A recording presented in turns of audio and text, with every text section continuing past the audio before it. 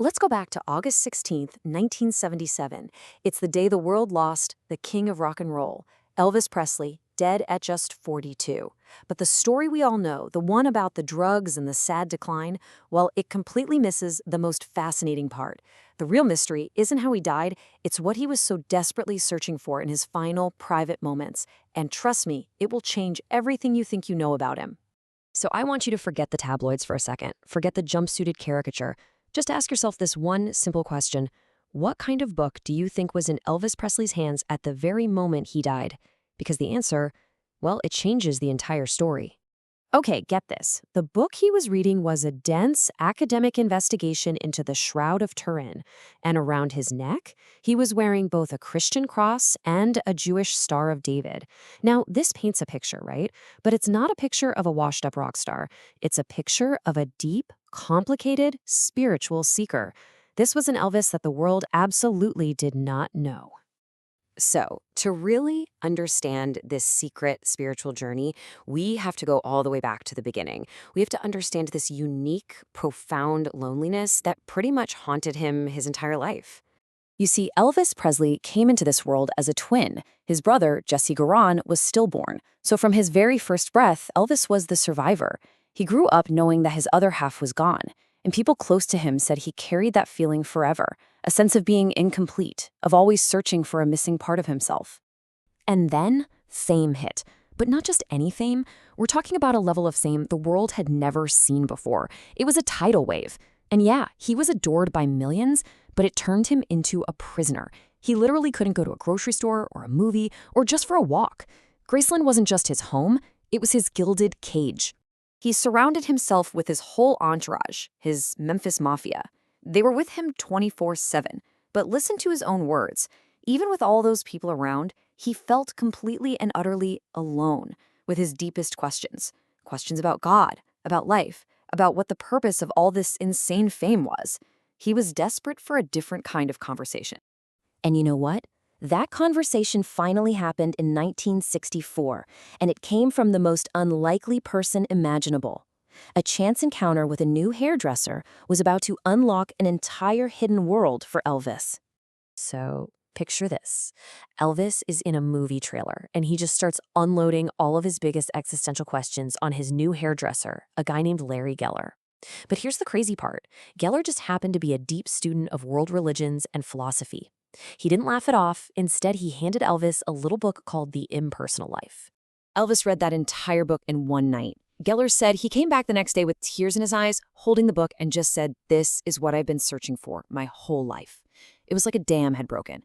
He'd finally found a language for the questions that had been haunting him for years. And this wasn't just some phase. Elvis secretly started building a personal library. We're not talking a few paperbacks. We're talking over 1,000 books on the world's most complex spiritual and philosophical traditions. This guy was serious. And just look at what he was reading. This is not light stuff, folks. We're talking theosophy, Kabbalah, which is a form of Jewish mysticism, even Buddhist philosophy. He read The Secret Doctrine by Helena Blavatsky. I mean, that book is a 1,400-page beast. This was a man on an absolute mission for knowledge. But as you can imagine, this deep dive into mysticism created a huge conflict with the one man who controlled his entire career, his manager, the infamous Colonel Tom Parker. And this really became a battle for Elvis's soul. I mean, just look at this. They were on completely different planets. For Elvis, music was this spiritual force, and he was searching for some kind of deeper meaning. For the Colonel, music was a product, and Elvis was just the machine that cranked out hits. This whole spiritual quest was just a dangerous distraction from making money. And it all came to a head in 1967. The Colonel basically told Elvis that the books were filling his head with nonsense and pressured him to get rid of them. So the library was boxed up. And you know what happened next? The absolute worst, most soul-crushing, artistically bankrupt period of Elvis's entire career. Which brings us to the end, his final days. And it was a tragic 34-day spiral set off by an act of devastating betrayal from the men he trusted most in the world. Look at how fast his world just collapsed. On July 13th, he fires 2 of his longtime bodyguards. Less than 3 weeks later, on August 1st, they drop a scathing tell-all book exposing all his deepest secrets. 15 days after that book came out, he was gone. People who were with him in those final days said he was absolutely crushed. This wasn't just bad PR. To him, it was a profound personal wound from men he thought of as brothers. He felt totally exposed, like his last shred of privacy had been ripped away. And here's the craziest paradox of all.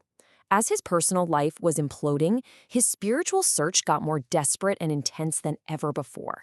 He wasn't just interested in faith anymore. He wanted cold, hard proof. He became obsessed with finding scientific evidence of the divine, and he focused all that energy on the Shroud of Turin. So what does all this mean? It means we really have to reframe our whole understanding of Elvis. He wasn't just the king of rock and roll. That was his job. At his core, who he really was a seeker. This quote just perfectly sums him up. It shows his humor, but also his deep conviction. For Elvis, all these different religions were just different roads leading to the same place. That jewelry wasn't a fashion statement. It was a theological one. That search never, ever ended for him. You know, the image of the king dying on a bathroom floor, it's just tragic. But if you reframe it, the image of a lifelong seeker in his final moments, reading a book about finding scientific proof of God's existence, well, that's a story of a profound and endless curiosity. The world saw the jumpsuits, they heard the voice, they watched the tragic fall. But behind the gates of Graceland, there was a man wrestling with the biggest questions we all have. A man who was infinitely more complex and way more fascinating than the legend he left behind. So yeah, the world knew the king, but the man? Did anyone ever really know the man?